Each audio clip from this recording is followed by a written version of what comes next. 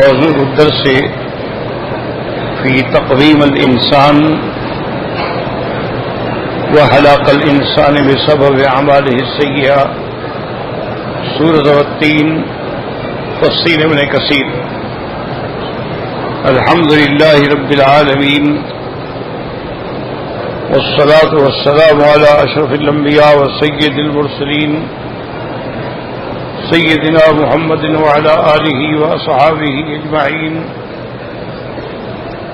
اللهم صل على سيدنا محمد وعلى آل سيدنا محمد كما صليت على إبراهيم وعلى آل إبراهيم في العالمين إنك حميد مجيد. أعوذ بالله من الشيطان الرجيم. بسم الله الرحمن الرحيم.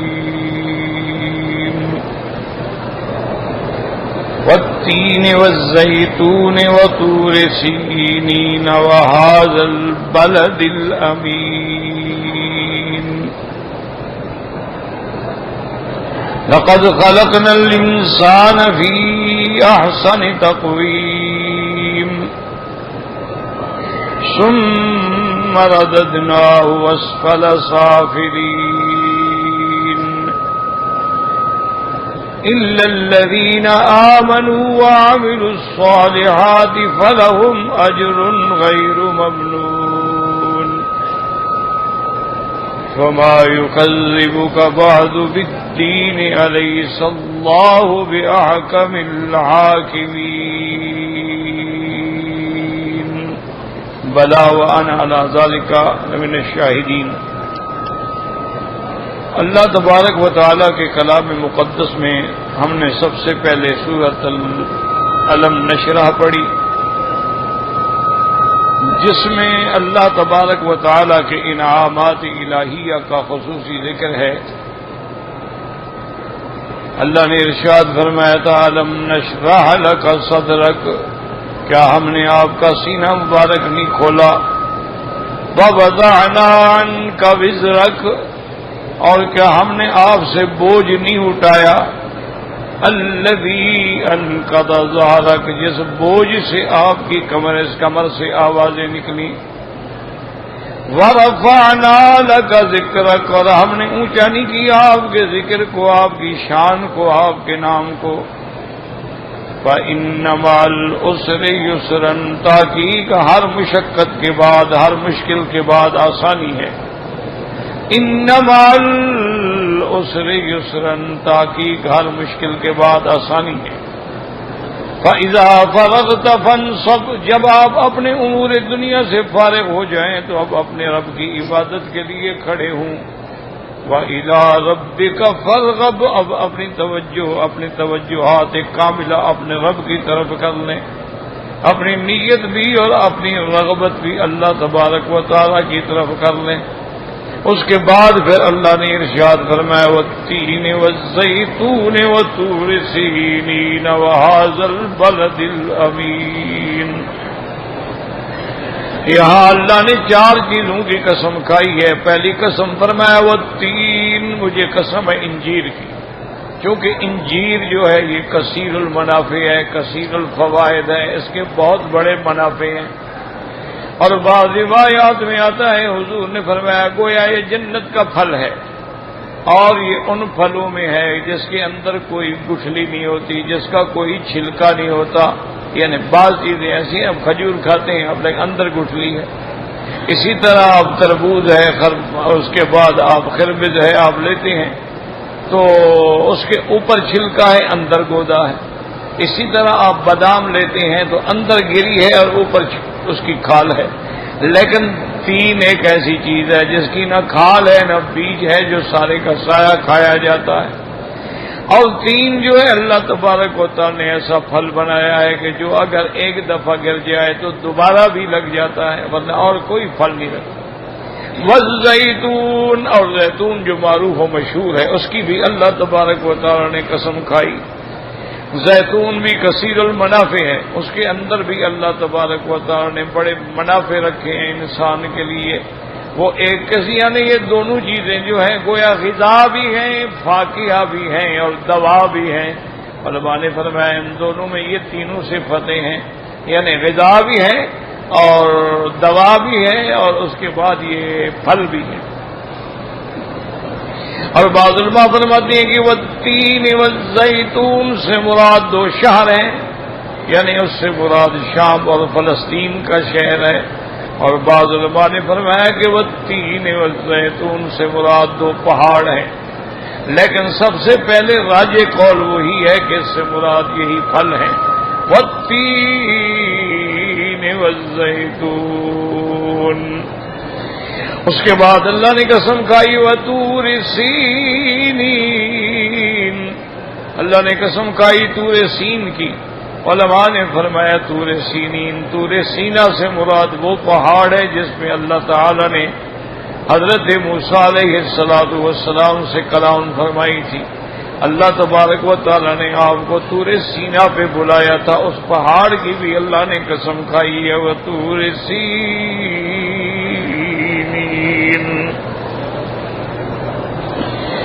اور اس کے بعد اللہ تبارک و تعالی نے فرمایا وَهَٰذَا الْبَلَدِ الْأَمِينِ، یعنی مکہ، اس سے مراد اور کوئی شہر نہیں، اسی شہر کا نام بلد الامین ہے، اور اس کا نام البلد بھی ہے، جیسے فرمایا لا اقسم بهذا البلد، اور اسی کا نام جو ہے اللہ تبارک و تعالی نے ام القری بھی رکھا ہے، لتنذر ام القری ومن حولها، اور اسی کا نام اللہ تبارک و تعالی نے مکہ اور بکہ بھی رکھا ہے، ان اول بیت وضع للناس للذی ببکۃ مبارکا وہدی للعالمین۔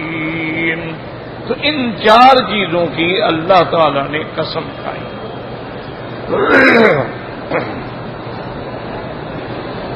اور ہمیشہ یہ بات یاد رکھیں کہ جہاں قسم ہوگا نا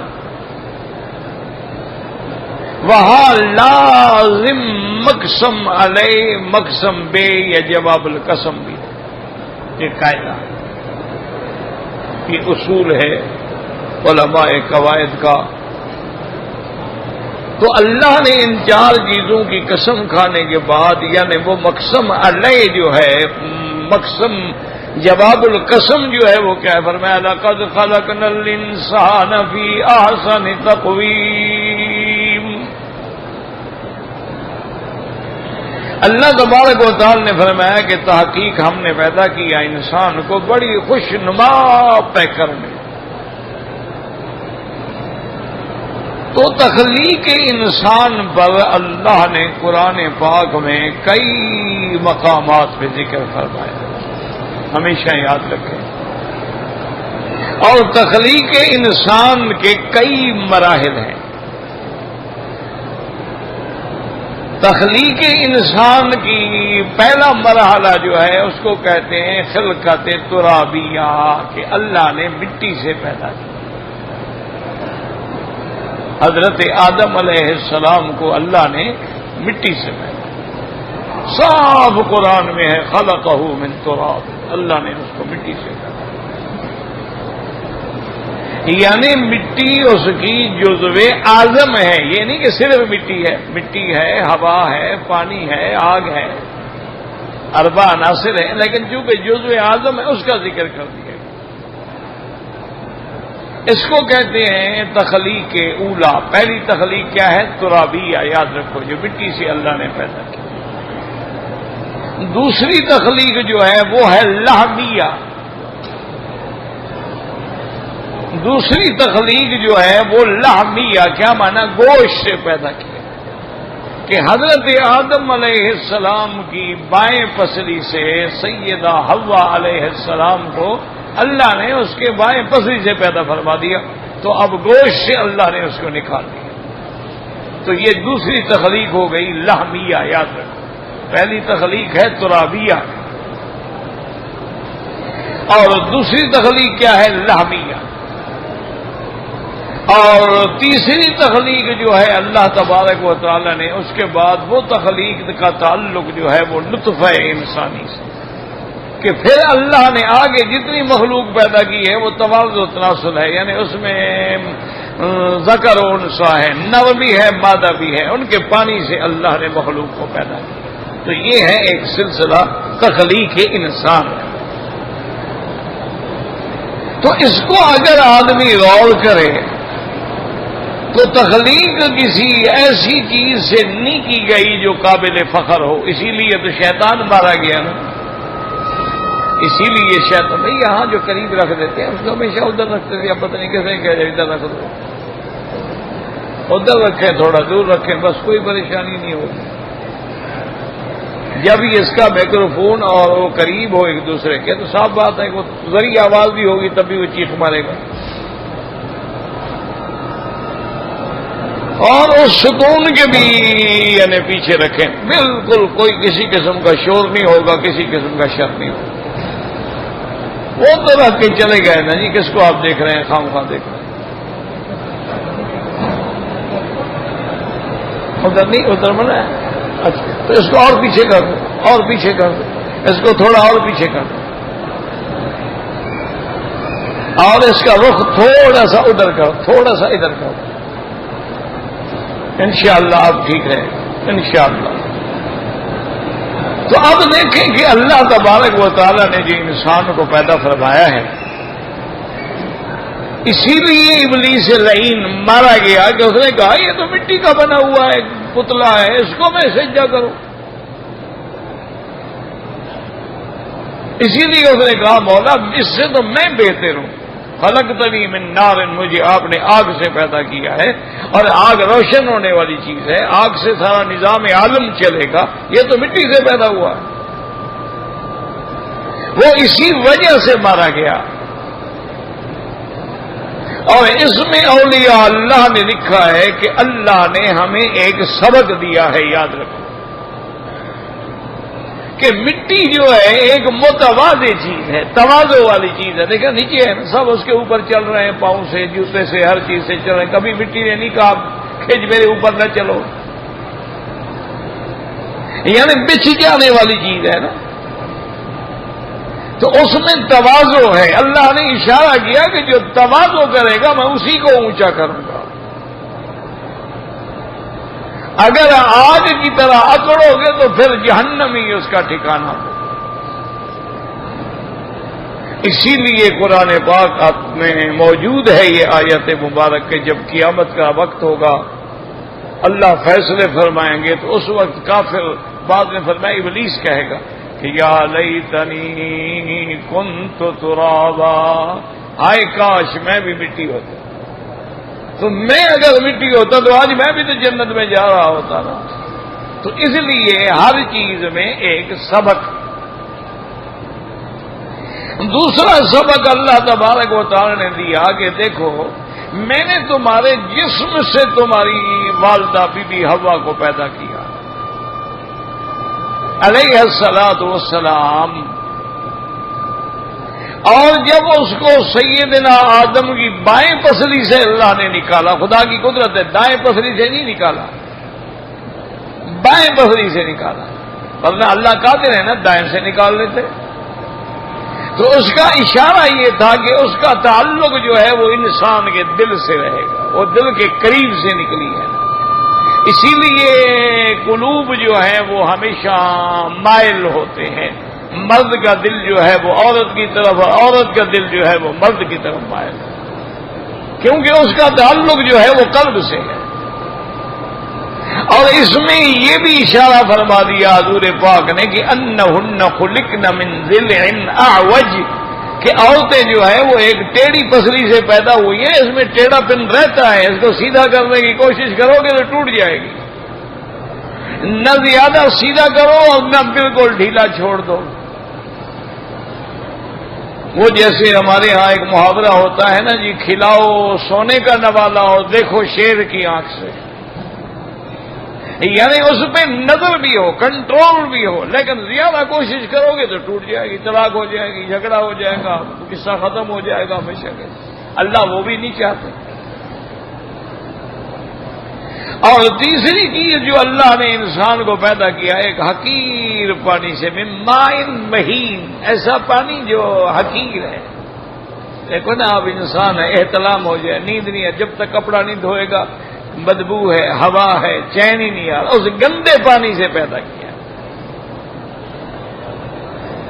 تاکہ انسان یہ سمجھ لے کہ بھئی تمہیں میں نے کسی موتیوں سے نہیں پیدا کیا، سونے چاندی سے نہیں پیدا کیا، میں نے تمہیں کسی زمرد و مرجان سے نہیں بنایا، ایک گندے پانی سے بنائی، یہ تو تمہاری حیثیت ہے، تم اپنی اصل کو تو پہچانا کرو نا۔ انا خلقناہ من نطفۃ، ہم نے تمہیں ایک حقیقی نطفے سے پیدا کیا۔ تو اس لیے اللہ تبارک و تعالی نے تخلیق انسانیت پر پورے قرآن میں بڑی لمبی بحث کی۔ ایک ڈاکٹر ہیں، کافر تھے، انگریز تھا، بہت بڑا انٹرنیشنل فیم کا ڈاکٹر، گائنی کا ڈاکٹر تھا۔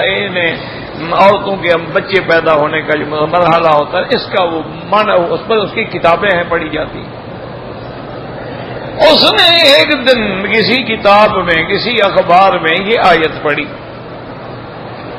کہ ثم خلقنا النطفۃ علقۃ فخلقنا العلقۃ مضغۃ فخلقنا المضغۃ عظاما فكسونا العظام لحما ثم انشأناه خلقا آخر فتبارك الله أحسن الخالقين۔ جب اس نے پڑھا تو وہ تو اسی چیز کا ڈاکٹر تھا نا، اس کا تو دماغ ہل گیا۔ وہ کسی اسلامک سینٹر میں گیا اور کسی عالم سے ملا، اس نے کہا خدا کے لیے مجھے قرآن پاک کی اس آیت کا اچھی طرح سے ترجمہ بھی، تفسیر بھی، تشریح بھی بیان کرے۔ جب اس عالم دین نے اس پر تشریح بیان کی تو وہ دنگ رہ گیا۔ وہ کہنے لگا کیا جس اللہ کے نبی پہ یہ قرآن اترا ہے وہ ڈاکٹر تھے؟ انہوں نے کہا اللہ کے بندے وہ نبی تھے، وہ ڈاکٹر نہیں تھے۔ اور وہ تو ایک ایسے بلد میں پیدا ہوئے، ایسی قوم میں پیدا ہوئے جو قوم بھی امی ہے، پڑھی ہوئی بھی نہیں، وہاں کوئی کالج یا میڈیکل کالج یا کوئی میڈیکل سٹی نہیں تھی۔ اس نے کہا کہ پھر اس میں کوئی شبہ نہیں ہے کہ وہ اللہ کا سچا نبی ہے۔ ہم نے اتنا علم پڑھنے کے بعد اس نتیجے پہ پہنچے ہیں جو تمہارے قرآن نے 1400 سال پہلے لکھ دیا۔ تو اللہ نے اس کو اسلام نصیب کر دیا۔ تو اس لیے سارے قرآن پہ آپ نظر ڈالیں نا جی، فرماتے ہیں منا خلقناکم وفیہا نعیدکم ومنہا نخرجکم تارۃ اخری۔ کہیں فرماتے ہیں اقرأ باسم ربک الذی خلق خلق الانسان من علق، اور کسی جگہ اللہ تبارک و تعالی فرماتی ہیں کہ لقد خلقنا الانسان من صلصال من حمأ مسنون، اور کہیں فرماتے ہیں قد خلقنا الانسان من سلالۃ من طین، اور کہیں فرماتے ہیں خلق الانسان من صلصال کالفخار وخلق الجان من مارج من نار۔ اللہ تبارک و تعالیٰ نے کئی مقامات پہ تخلیق انسان پر اتنا بیان فرمایا ہے، اتنا زور دیا ہے، اور مجھے کتنا افسوس سے یہ کہنا پڑتا ہے کہ آج کافروں نے اس علم میں اتنی ترقی کر لی ہے کہ وہ مادہ منویہ کے جراثیم بھی دیکھ لیتے ہیں، ان کی تعداد بھی گن لیتے ہیں، یہ بھی بتا دیتے ہیں کہ یہ وائی ہیں، یہ ایکس ہیں، یہ بھی بتا دیتے ہیں زندہ ہے کہ مردہ ہے، یہ بھی بتا دیتے ہیں کہ انسان پیدا کرنے کے قابل بھی ہے یا پیدا کرنے کے قابل نہیں ہے، اس عورت کا بچہ ہو سکتا ہے یا نہیں ہو سکتا ہے۔ اب انہوں نے ڈی این اے ٹیسٹ تک بھی پہنچ گئے ہیں کہ ایک ٹیسٹ لے کے معمولی قطرہ خون کا لے کر بھی وہ اس نتیجے پہ بتا دیتے ہیں کہ یہ اور فلاں خون آپس میں ملتا ہے، اس کا اور اس کا گروپ ملتا ہے، اس کا اور اس کا جین ملتا ہے۔ یعنی کافروں نے قرآن کو یوں سمجھا ہے، اور ہم نے قرآن پاک کو صرف ہیلا وسیلہ اور تعویذ لکھنے کے لیے رکھ لیا ہے۔ انا للہ و انا الیہ راجعون۔ ہمارے یہاں قرآن کا کام کیا ہے کہ جب کوئی مر جائے بس پھرا دو، جب شادی کرو تو دلہن دولہے کو قرآن کے نیچے سے گزار دو، چادر پہ لے کے کھڑے ہو جاؤ، بس قرآن کی امان میں آ گئے۔ قرآن لعنت کر رہا ہوتا ہے کہ جب تم نے ہمیں پڑھا نہیں تو امان کس بات کی؟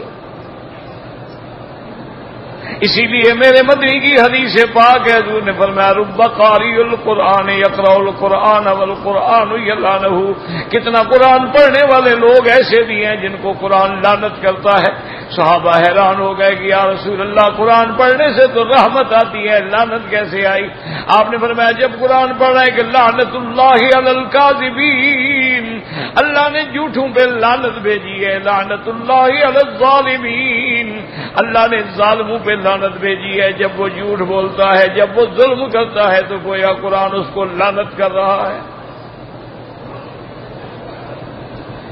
اب دیکھیں کتنا بڑی مؤکد کلام ہے۔ ویسے اللہ فرماتے تھے خلقنا الانسان فی احسن تقویم، کافی تھا نا لقد خلقنا الانسان، تحقیق یقینی بات ہے، لام ابتدائی ہے، قد حرف تحقیق، خلقنا نسبت اپنی ذات کی طرف فرمایا، ہم نے انسان کو، اللہ اکبر اللہ اکبر۔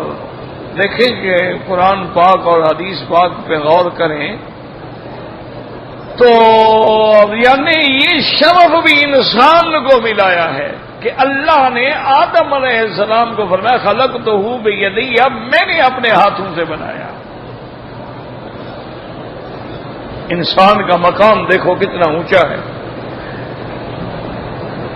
کہ میں نے اپنے ہاتھوں سے اس کو بنایا ہے،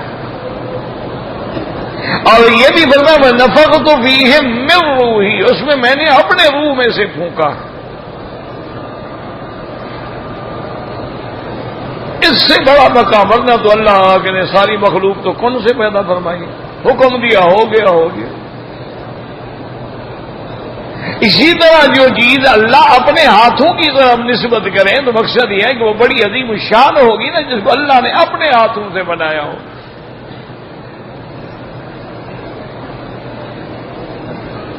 تو اللہ تبارک و تعالی نے پھر یہ بات بھی یاد رکھیں کہ انسانوں میں سب سے افضل کون ہوتے ہیں؟ انبیاء اور رسول۔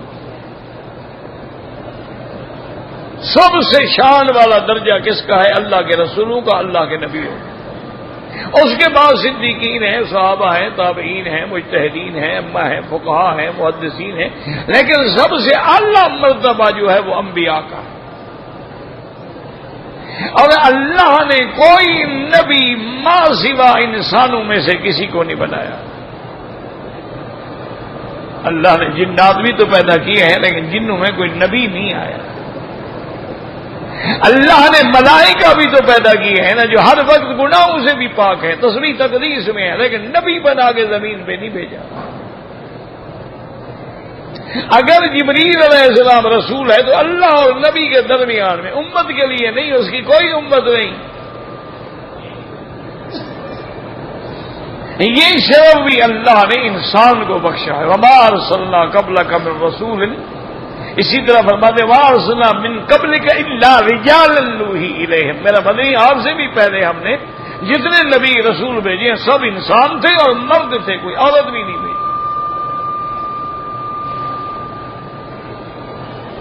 تو یہ شرف جو ہے اللہ نے انسان کو دیا ہے،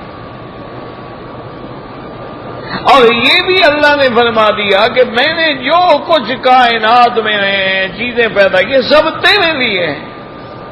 خلق لکم ما فی الارض جميعا، سب کچھ تیرا، اس لیے ہر چیز میں اباحت ہوتی ہے کہ ہر چیز حلال ہے، مباح ہے، ہاں تحریم آ جائے تو وہ حرام ہو۔ زمین تیرے لیے ہے، آسمان تیرے لیے ہے، ستارے تیرے لیے، چاند تیرے لیے، سورج تیرے لیے، یہ نظام لیل و نہار تیرے لیے ہے۔ اور جب قیامت قریب آئے گی اور انسان مر جائیں گے تو اللہ فرمائیں گے جس کے لیے بنایا تھا وہ نہیں ہے تو سب کچھ توڑ دو، پھر آسمان اور زمین کو بھی فنا کر دیں۔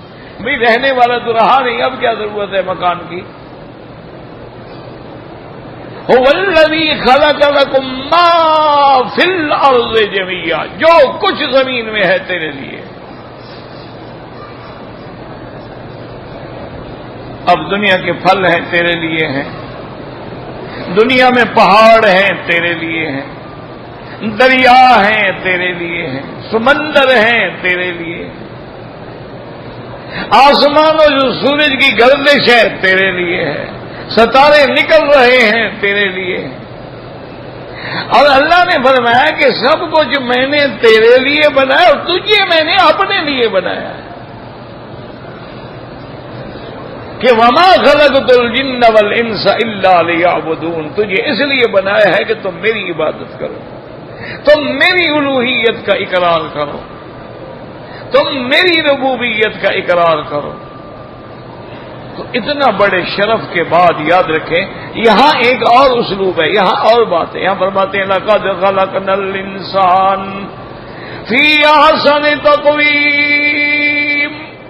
علماء نے فرمایا کہ اللہ نے انسان کو کیسے خوبصورت پیرائے میں، خوبصورت صورت میں پیدا فرمایا کہ انسان کو کیسے اللہ نے بنایا ہے کہ دنیا کا کوئی جانور، کوئی مخلوق انسان کے مقابلے پہ حسین نہیں ہے۔ اب دیکھیں جانور ہیں، گھوڑے ہیں، گدھے ہیں، خچر ہیں، اونٹ ہیں، بکریاں ہیں، گائے ہے، بھینس ہے، کوئی جانور ہے دیکھ لو، انسان جیسی تخلیق۔ یہ صرف اللہ نے انسان کو شرف بخشا ہے کہ اس کی قامت کی طرف نظر ڈالو، اس کے آنکھوں کی طرف نظر ڈالو، اس کے رخساروں پہ نظر ڈالو، اس کے ہونٹوں پہ نظر ڈالو۔ اللہ توجہ دلاتے ہیں الم نجعل لہ عینین ولسانا وشفتین۔ اور ہر چیز یاد رکھو، بڑے سے بڑا زور والا جانور بھی جھک کے پانی پیتا ہے۔ ہاتھی پانی پیے گا کیسے، کیا کرے گا، سونڈ ڈالے گا نا۔ شیر پانی پیے گا کیا کرے گا، کھڑے کھڑے تو نہیں پی سکتا، پیالہ پکڑ پیتا ہے۔ گھوڑا بہت طاقتور جانور ہے، آج تک اسی لیے آپ دیکھیں نا کہ ہر انجن کو ہارس پاور سے تشبیہ دی جاتی ہے۔ سب کے باوجود اس میں یہ نہیں ہے بیچارے میں کہ وہ گردن جھکائے بغیر پانی پی سکے۔ اللہ نے فرمایا یہ شرف میں نے تجھے دیا ہے کہ گلاس اٹھاؤ، تمہیں جھکنے کی ضرورت نہیں ہے، کیونکہ تم نے تو میرے آگے جھکنا ہے، پانی کے آگے تو نہیں جھکنا ہے۔ تو یہ شرف اللہ نے انسان کو دیا۔ اسی لیے کہتے ہیں کہ ایک بادشاہ نے اپنی بیوی کے ساتھ شاہی محل کی چھت پہ بیٹھا تھا، خیال آ گیا کہ بھئی اگر تم ایسے چاند سے خوبصورت نہیں ہو تو بس تو یہ طلاق۔ اب کہہ تو بیٹھا، بیوی نے کہا جی ٹھیک ہے پھر طلاق ہی ہو گئی، اور کیا ہو، میں چاند سے خوبصورت تو نہیں ہو سکتی، چاند نے تو ساری دنیا کو روشن کیا ہوا ہے، میں تو جناب کے کمرے کو بھی روشن نہیں کر سکتی، تو میں کیسے چاند سے خوبصورت ہوں؟ آپ نے کہہ دیا ہے تو اب بھگتو، کیونکہ نکاح طلاق تو ایسا ہے نا کہ مذاق بھی کرو تو ہو جاتی ہے۔ نکاح طلاق ایسا مسئلہ ہے کہ اگر آدمی نعوذ باللہ مذاق میں بھی کہے کہ میں نے اپنی لڑکی کا نکاح تیرے ساتھ کیا، اسے کہا میں نے قبول کیا، ہو گیا، وہ کہے میں مذاق کر رہا تھا یار، ابھی تو بچے ہیں وہ دونوں، اور تو ابھی اس کی عمر 1 سال ہے، دوسرے کی 2 سال ہے، تو ابھی کو جوان ہی ہوئے گا۔ نہیں جوان ہوئے نہیں ہوئے، تم تو جوان تھے نا کہنے والے۔ تو اس لیے وہ کہہ بیٹھا بیچارہ، پھر ادھر ادھر بڑا دورہ، کہتے ہیں کہ یحییٰ ابن اقسم کی خدمت میں گئے، ان سب علماء نے کہا جی کہ طلاق ہو گئی، قسم آپ کی ہو گئی۔ ان کی جب خدمت میں گئے، انہوں نے کہا کوئی طلاق شلاق نہیں ہوئی، آپ نے جو کہا ہے وہ ٹھیک کہا ہے۔ انہوں نے کہا کیسے ٹھیک کہا؟ انہوں نے کہا اللہ نے فرمایا انسان کو میں نے احسن تقویم میں پیدا کیا، چاند کے بارے میں تو نہیں فرمایا، تو انسان پھر ہر چیز سے آسن ہے، وہ چاند سے بھی آسن ہے، وہ سورج سے بھی آسن ہے۔ تو بادشاہ کو بھی بات سمجھ آئی، تو اس لیے اللہ فرماتے ہیں میرے بندے غور کرو کہ ایک حقیر پانی سے میں نے تمہیں پیدا کیا، اور میں اس وقت بھی جانتا تھا جب تم ماں کے رحم میں تھے، اور اللہ فرماتا ہے جب اجنۃ فی بطون امہاتکم، تم جنین تھے، ماں کے پیٹ میں تھے، میں تیری ہر حرکت کو اس وقت بھی دیکھ رہا تھا، پھر تم پر جو مراحل گزرے وہ بھی میں نے سب دیکھے ہیں۔ اس لیے اللہ فرماتے ہیں لقد خلقنا الانسان فی احسن تقویم ثم رددناه اسفل سافلین، پھر ہم نے اس کو نیچے سے نیچے پھینکا۔ اس کا کیا معنی ہے یاد رکھو، اس میں دو معنی ہیں، یاد رکھیں ہمیشہ۔ ایک معنی یہ ہے کہ میں نے انسان کو بہترین پیرائے میں، خوبصورت پیرائے میں پیدا کیا، اور اس کے بعد پھر جناب آپ ایستا ایستا ایستا بوڑھے ہوتے گئے، اب کوا جواب دے گئے، اب ہاتھ بھی کانپتے ہیں، ٹانگیں بھی کام نہیں کرتی، اب بات کرتے ہیں تو سر بھی کانپ رہا ہے، لوگوں کو بات بھی سمجھ نہیں آتی، منہ سے جناب لعاب بھی باہر نکل رہا ہے، اب تم آخری عمر میں پہنچ گئے۔ وہ کہتے ہیں اسفل سافلین سے مراد یہ ہے کہ ارذل العمر، ایسی عمر میں آ جائے کہ جب کوئی کچھ نہ سمجھے، پیشاب بھی کپڑوں میں ہے، پخانہ بھی کپڑوں میں نکل رہا ہے۔ اللہ نے فرمایا تم کیسے احسن تقویم میں تھی اور اب کیا ہو گئے ہو؟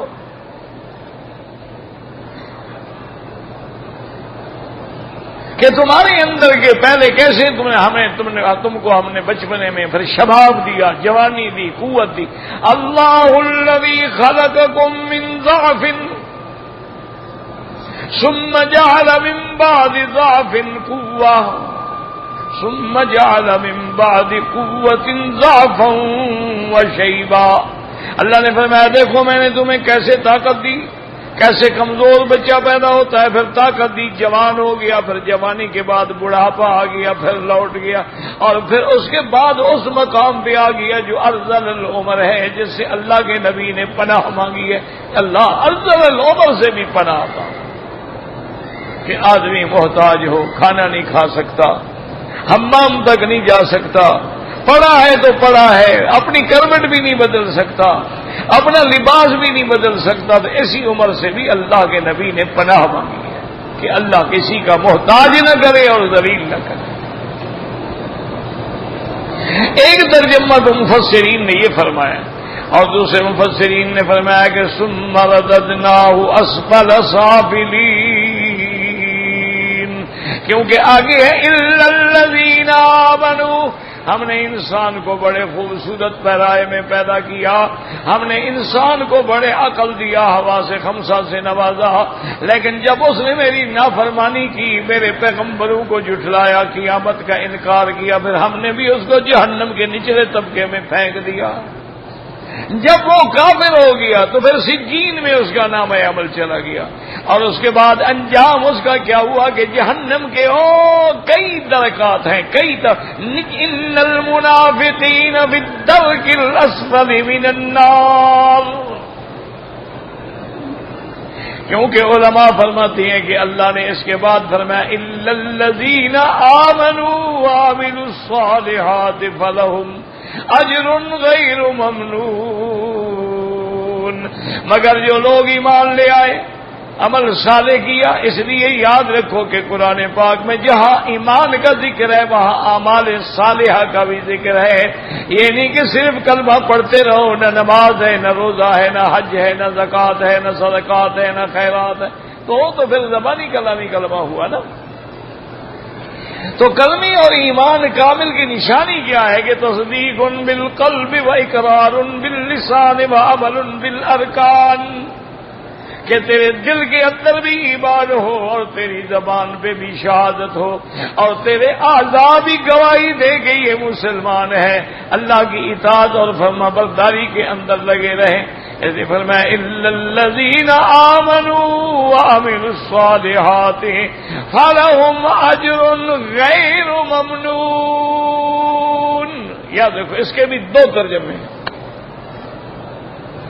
ایک ترجمہ یہ ہے کہ اس کے لیے ثواب ہے نہ ختم ہونے والا، غیر ممنون مانا غیر مقطوع، کہ وہ ثواب ختم نہیں ہوگا جب تک زندہ ہے، عمل صالح کر رہا ہے، بوڑھا ہو گیا، کمزور ہو گیا یا بیمار ہو گیا، اللہ فرماتے ہیں ملائکہ میرا بندہ جو صحت میں کرتا تھا اب مجبور ہے، تم لکھتے رہو کہ وہ عمل کر رہا ہے، اس کے عمل جو ہے کاٹے نہیں جاتے۔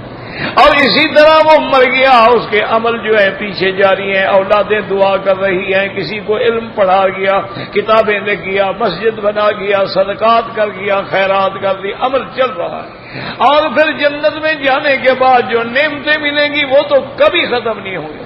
وفاقیۃ کثیرۃ لا مقطوعۃ ولا ممنوعۃ، اللہ فرماتے ہیں پھر تو ہم تمہیں ایسے پھل دیں گے جو بہت بھی ہوں گے اور کبھی ختم بھی نہیں ہوں گے، ہمیشہ ہمیشہ کے لیے نعمتیں ہوں گی۔ ایک معنی تو یہ ہے کہ غیر ممنون غیر اور ایک معنی یہ ہے غیر ممنون، یعنی ہم اس کو دیں گے بھی اور پھر احسان بھی نہیں جتلائیں گے۔ جیسی اللہ فرماتے ہیں لا تبطلوا صدقاتکم بالمن والاذى، اپنے صدقات و خیرات کو احسان جتلا کے ضائع نہ کیا کرو۔ اگر تم نے کسی پہ احسان کیا میں نے تمہیں پالا اور میں نے تمہیں اور میں نے تمہارے ساتھ بھلائی، چھوڑو کیا ہے تو کیا ہے بس، اگر وہ بدلہ نہیں دے گا اللہ تو دے گا نا۔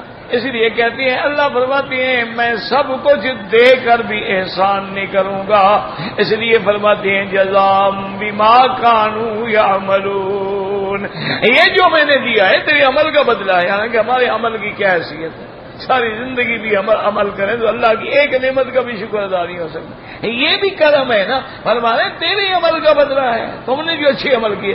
کلوا واشربوا ہنیئا بما اسلفتم فی الایام الخالیہ، اللہ فرمائیں گے کھاؤ پیو، چونکہ دنیا میں تم نے میرے لیے روزے رکھے، میرے لیے تم نے بھوک برداشت کی، میرے لیے پانی چھوڑا، میرے لیے نعمتیں چھوڑی، آج سب نعمتیں تیرے لیے ہیں۔ تو بعد میں فرمایا کہ اللہ احسان نہیں جتلائیں گے۔ الا الذین آمنوا وعملوا الصالحات فلهم اجر غیر ممنون فما یکذبک بعد بالدین۔ اے غافل انسان، اتنی دلائل کے بعد اب کیا چیز ہے کہ پھر بھی تو یوم الجزا کا انکار کر رہا ہے، قیامت کا انکار کر رہا ہے؟ تیرے اپنے بدن کے اندر قیامت ہے کہ تو بچہ تھا، جوان ہوا، بوڑھا ہوا، مر گیا، تو پھر بھی تمہیں قیامت سمجھ نہیں آئی؟ یہ دنیا بھی اللہ نے پیدا کی، آہستہ آہستہ جوان ہوئی، اب آہستہ آہستہ بوڑھے ہو گئی، یہ دنیا بھی فنا ہو جائے گی، یہ دنیا بھی ختم ہو جائے گی۔ ہم نے تو تیرے اندر دلیل رکھی ہوئی ہے قیامت کے حق ہونے کی، اب بھی تمہیں سمجھ نہیں آیا؟ الیس اللہ بأحکم الحاکمین بلا وَأَنَا عَلَىٰ ذَلِكَ مِنَ الشَّاهِدِينَ۔ اللہ نے فرمایا یاد رکھو پھر مجھ سے کوئی بہتر فیصلہ کرنے والا ہے، پھر میں جو فیصلہ کروں گا وہ حق ہوگا، وہ عدل ہوگا، وہ صدق ہوگا کہ ایمان والوں کو نجات ملے گی اور کافروں کو جہنم ملے گی۔ حضور پاک نے فرمایا کہ جب آدمی یہ سورت مبارک تلاوت کرے اور اس آیت پہ آئے کہ الیس اللہ بأحکم الحاکمین، اس کو چاہیے کہ فوراً کہے بلا وَأَنَا عَلَىٰ ذَلِكَ مِنَ الشَّاهِدِينَ، یا اللہ ہمارا ایمان ہے آپ ہی احکم الحاکمین ہیں اور میں اس کی گواہی دیتا ہوں۔ اور اس لیے بعض علماء فرماتی ہیں نماز میں بھی پڑھے تب بھی کہے وَأَنَا عَلَىٰ ذَلِكَ مِنَ الشَّاهِدِينَ، اور بعض ائمہ کرام فرماتی ہیں کہ نماز میں تو نہ کہے، چونکہ نماز کے اپنا حکم ہے، نماز کے اندر ہم کوئی اضافہ نہیں کر سکتے ہیں، نماز کے بغیر پڑھے تو کہے لیکن نماز میں نہ کہے، کیونکہ نماز کے احکام ہیں، نماز کے اسلوب ہیں، نماز کے فرائض ہیں، واجبات ہیں، سنن ہیں، اور اس میں کسی قسم کا اضافہ نہیں کیا جا سکتا ہے۔ تو اس لیے علماء بعض ائمہ کرام فرماتے ہیں کہ نماز کے باہر پڑھے تو یہ لفظ ضرور کہے کہ بلا وَأَنَا عَلَىٰ ذَلِكَ مِنَ الشَّاهِدِينَ، اگر نماز میں پڑھے تو کہنا ضروری نہیں ہے۔ واللہ تعالی اعلم۔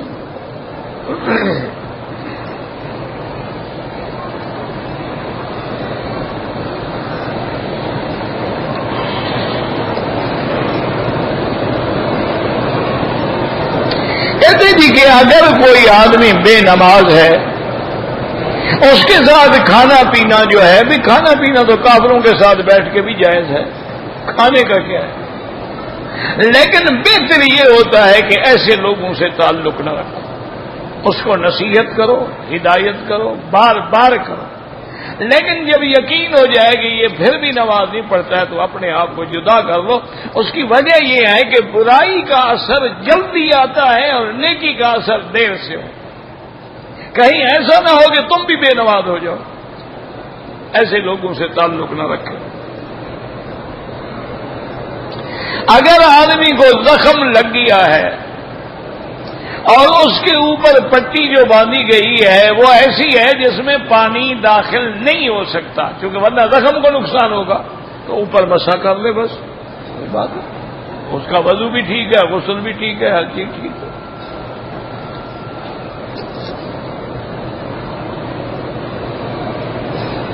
کہتے جی کہ شادی شدہ عورت جو ہے وہ تو جنت میں اپنے شوہر کے پاس ہوگی، لیکن جو کنواری لڑکیاں بغیر شادی کے، بغیر نکاح کے فوت ہو گئی ہیں، ان کا بھی فکر نہ کرو، اللہ کا فیصلہ ہے، وہ جو چاہیں گی ہم دیں گے۔ چاہیں گی شادی تو شادی بھی ہو جائے، وَلَكُمْ فِيهَا مَا تَشْتَهِي أَنفُسُكُمْ، جو چاہو گے تمہیں ملے گا۔ اسی لیے حضور پاک کی شادی نہیں ہوگی جنت میں بی بی آسیہ سے اور بی بی ام کلثوم سے، جس کا معنی ہے کہ جنت میں بھی شادیاں ہوں گی۔ تو اگر وہ کنواری عورت تمنا کرے گی تو شادی ہو جائے گی، نہیں کرے گی تو نہ کرے۔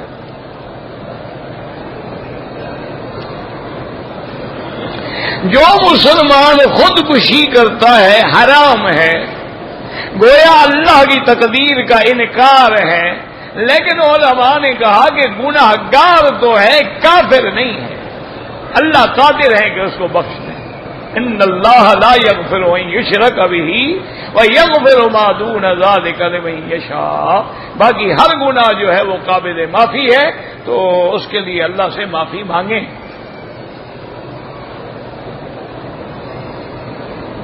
کہتے جی کہ میں اولاد سے محروم ہوں، دوسری شادی کرنا چاہتا ہوں، تو کیا پہلی بیوی سے اسلام میں اجازت لینا ہے؟ کوئی نہیں لینا، یہ تو بندوں کے قانون ہے نا، یہ تو تمہارے قوانین ہیں۔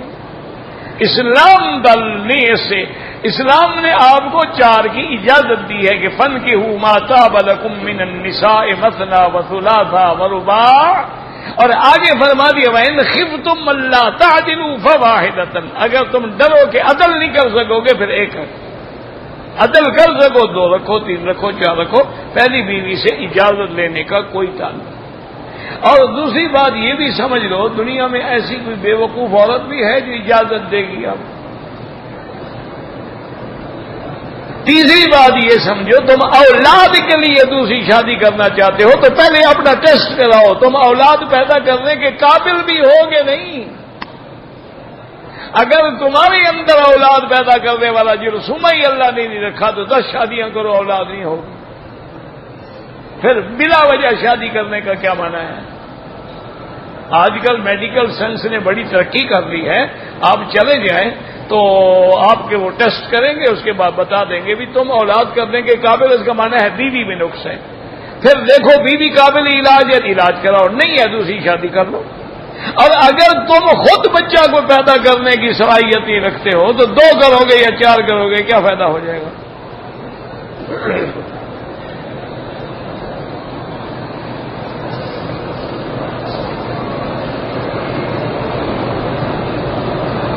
کہتے جی کہ ہر جمعہ کو عصر کے بعد اگر میں یہ درود شریف اللہم صلی علی محمد النبی الامی وعلی آلہ وصحبہ وسلم تسلیما، بالکل کوئی بات نہیں، پڑھا کریں۔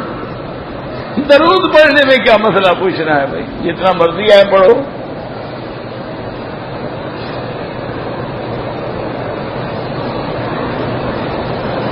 میں نے رمضان المبارک کا شروع جو ہے وہ سعودی عرب میں کیا، آخر رمضان میں پاکستان چلا گیا، تو وہاں کے مطابق آپ روزہ رکھیں گے، جہاں چلے گئے وہی حکم آپ پہ نافذ ہوگا۔ یہ نہیں ہے کہ یہاں عید ہو جائے تو آپ کہیں میری عید تو ہو گئی، وہاں رمضان ہے تو رمضان رکھنا پڑے گا۔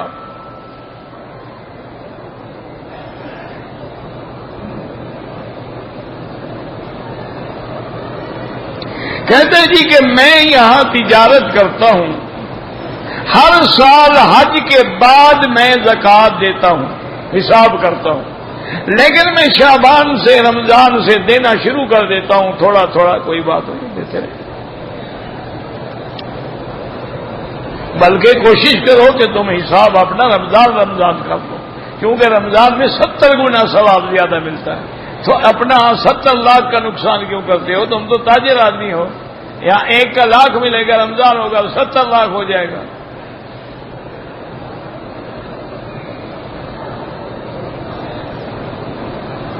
کہتے ہیں جی کہ میرے ایک عزیز ہیں، نماز بھی پڑھتے ہیں اور اچھے کاموں کی بھی پابندی کرتے ہیں، لیکن اللہ کے رسول سے مدد مانگنے کو جائز سمجھتے ہیں، تو وہ کافر ہے، نماز پڑھنے کا دھیلے کا بھی فائدہ نہیں۔ وَمَنْ أَضَلُّ مِمَّن يَدْعُو مِن دُونِ اللَّهِ، اللہ کے سوا کوئی کسی غیر کو پکارے تو کافر ہے، سب سے بڑا گمراہ ہے۔ نمازوں کا کیا فائدہ ہے؟ اس کا کوئی فائدہ نہیں۔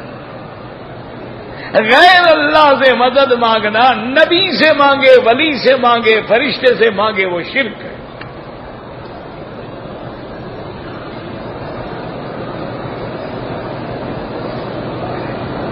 کہتے جی اللہ نے شیطان کو گمراہ کیا، بالکل سب کو گمراہ اللہ کرتے، ہدایت بھی اللہ دیتے، لیکن گمراہ کو گمراہ کرتے ہیں جو گمراہ، جس کے بیج گمراہی کا جسم ہے، یعنی اس کے اندر ہے ہی گمراہی، وہ جانتے ہیں کہ اس نے بڑے ہو کے گمراہ ہونا ہے، اس کو کرتے ہیں، یہ نہیں کہ زبردستی کرتے ہیں۔ اللہ نے تو ابلیس اتنا اونچا تھا کہ آسمانوں پہ رہتا تھا، ورنہ پہلے دن نہ نکالتے تھے۔ جب نافرمانی کی تو حکم فرمایا ان علیک لعنتی الی یوم الدین، اب نکل جاؤ۔ اللہ زبردستی کرتے تو اس کو آنے ہی نہ دیتے۔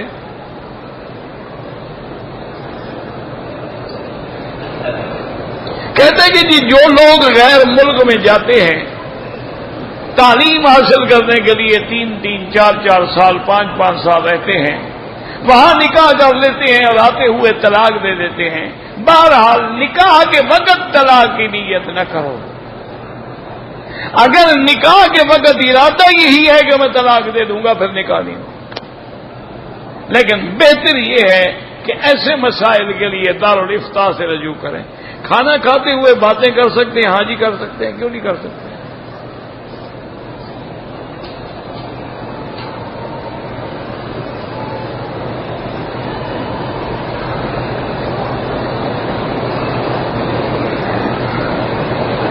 ایک بیوی کا شوہر فوت ہو گیا، اس عورت کی عدت 4 مہینے 10 دن ہے، اس نے 15 دن کے بعد نکاح کر لیا، بالکل حرام ہے، کوئی نکاح نہیں، وہ زنا ہوگا۔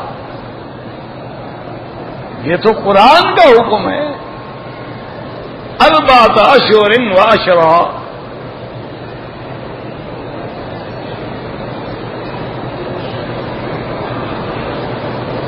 میں نے شادی نہیں کرنی تو جخ مارے، ہم کیا کریں؟ نہیں کرنی تو جخ مارتا رہے نا، اس لیے وہ کہتا ہے کہ باہر سے عورت مل جاتی ہے، شادی کی کیا ضرورت ہے؟ اس لیے میں نے کہا جخ مارے، کیونکہ حضور فرماتے ہیں کہ جو نکاح نہ کرے اس کا میری سنت اور میری امت سے بھی تعلق ہے۔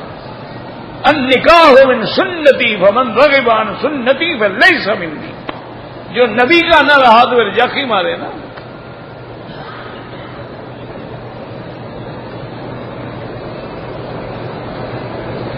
کہتے جی کہ قیامت والے دن اللہ ہمیں اجازت دیں گے کہ ہم ابلیس کو ماریں، کیوں جناب؟ اللہ کی مار کم ہے کہ تم مارو گے؟ لا يعذب عذابہ احد ولا یوثق وثاقہ احد، اللہ جیسا عذاب کوئی نہیں دے سکتا اور اللہ جیسی پکڑ کوئی نہیں کر سکتا۔ جب اللہ خود عذاب دیں گے تمہیں ڈنڈے مارنے کی کیا ضرورت ہے؟ تم اس کو یہاں ڈنڈے مارو گے، شیطان کو دشمن سمجھو اور شیطان والے کام نہ کرو، وہاں ڈنڈے مارنے کی کوئی ضرورت نہیں۔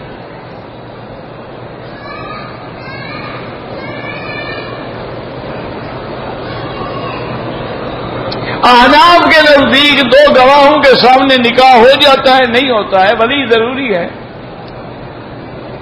یہ تمہیں کس نے کہا ہے کہ احناف کے نزدیک ہو جاتا ہے؟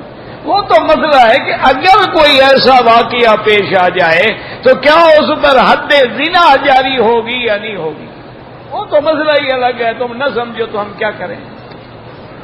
ورنہ ان کے نزدیک بھی لا نکاح الا بولی ہے، نکاح ولی سے ہوتا ہے۔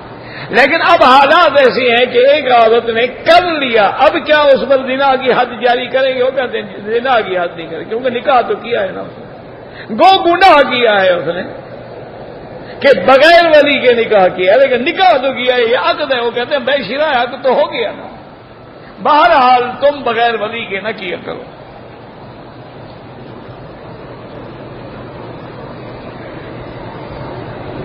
کہتے ہیں جی کہ جو لوگ اپنے آپ کو عاشق رسول بھی کہلاتے ہیں، میلاد بھی مناتے ہیں، جلوس بھی نکالتے ہیں، داڑیاں مڈواتے ہیں، جھوٹ بولتے ہیں۔ اگر عاشق ہوتے تو حضور کی شکل سے نفرت ہوتی ان کو؟ نہیں، حضور پاک کی داڑھی تھی یا نہیں تھی؟ ہاں جی، تو جو نہیں رکھتا ہے اس کو حضور کی شکل پسند نہیں ہے نا، یعنی یہ زیادہ خوبصورت لگے گا۔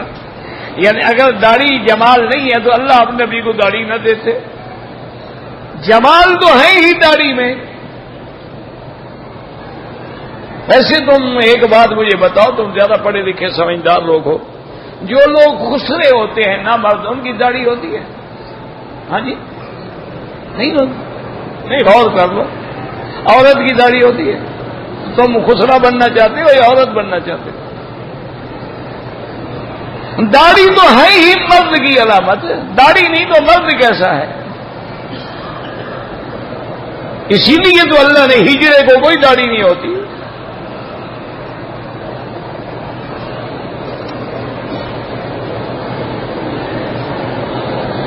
صحابہ کرام کی سیرت کو علی صحابہ فی حیات الصحابہ کتاب لے لو۔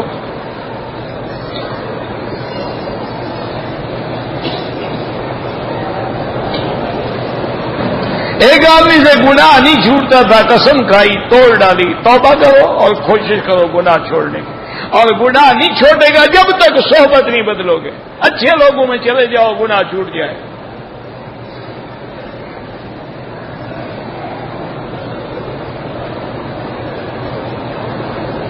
طواف کے دوران میں اجتباع کیا جاتا ہے، دایاں کندھا نکالا جاتا ہے، صفا مروہ میں نہیں، نہ نماز میں۔ ہمارے لوگ تو نماز میں بھی کندھا نکال کے نماز پڑھتے ہیں، نماز مکروہ ہو جاتی ہے۔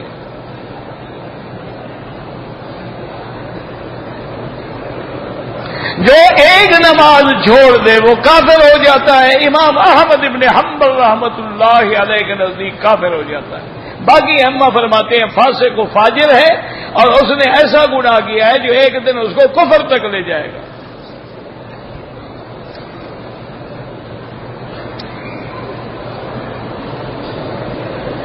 ایک آدمی سورت یاسین پڑھ کے گرے لگاتا ہے، وہ نہ باندھا کریں، خود سورت یاسین پڑھ کے دم کرو، اللہ سے دعا مانگو۔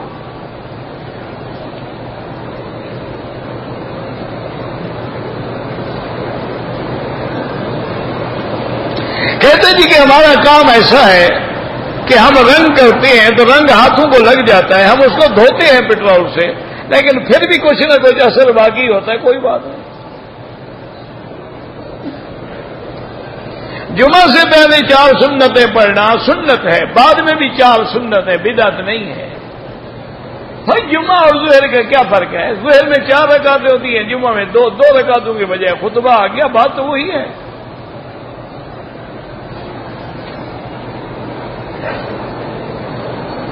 پہلی نظر عورت پہ پڑے تو وہ معاف ہے نا، کہ پہلی نظر پہ ٹکا کے کھڑا تو نہ رہے نا کہ پہلی نظر ہٹتی نہیں، نظر پڑے آنکھیں نیچے کر دے، وہ معاف ہے۔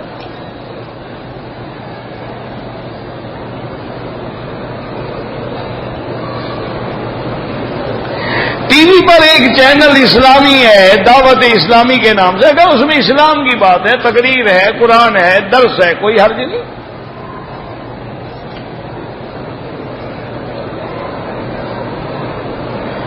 عورتیں گھر باہر تو پردہ کرتی ہیں، لیکن گھر میں پردہ یعنی سر پہ دوپٹہ نہیں لیتی۔ اگر گھر میں کوئی غیر مرد نہیں ہے تو کوئی حرج نہیں۔ ویسے ان کو سر پہ دوپٹہ رکھنا چاہیے۔ طواف کرتے ہوئے عورت جو ہے اپنے چہرے کے آگے کپڑا لٹکا لے، پردہ بھی رہے اور چہرے کو نہ لگے احرام میں۔ مرد بغیر احرام کے طواف کرتے ہوئے اپنے سر کو ڈھک، بالکل سر پہ ٹوپی رکھو، کپڑا رکھو، پگڑی رکھو.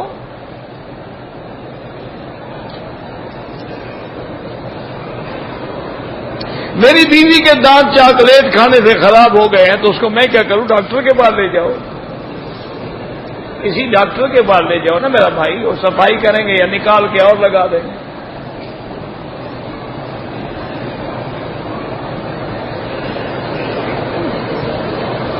عصر کی نماز کے بعد امام ابو حنیفہ فرماتے ہیں کہ طواف کے 2 رکعت نہ پڑھیں گے، مغرب کے بعد پڑھیں. باقی ائمہ کے نزدیک حرم میں جائز ہے، باہر ان کے نزدیک بھی جائز نہیں.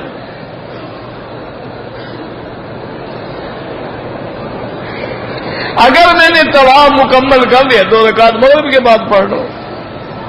صفا مروہ میں وضو نہ بھی ہو تو ہو جاتی ہے، لیکن افضل یہ ہے کہ ہو، کیونکہ اب صفا مروہ کو بھی گویا مسجد کے اندر آ گئی ہے. وہ تو حضور کے زمانے میں باہر تھی نا.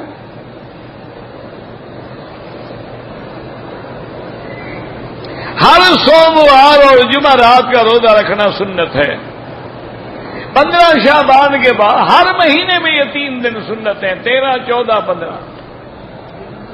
اس کو کہتے ہیں لیالی البیض، روشن راتیں. والدین فوت ہو گئے، بالکل ان کے لیے عمرہ کرو، صدقہ جاریہ کرو، حج کرو، طواف کرو. مسجد عائشہ سے عمرہ ہوتا ہے، بالکل ہوتا ہے.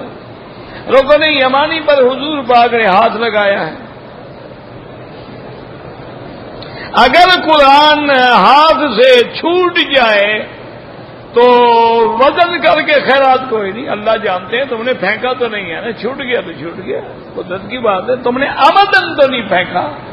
اگر آمدن پھینکے پھر تو توبہ کرے، استغفار کرے، کفر تک چلا جائے گا معاملہ. ایک ہے میں اٹھا رہا تھا گر گیا، کوئی بات نہیں، کوئی گناہ نہیں.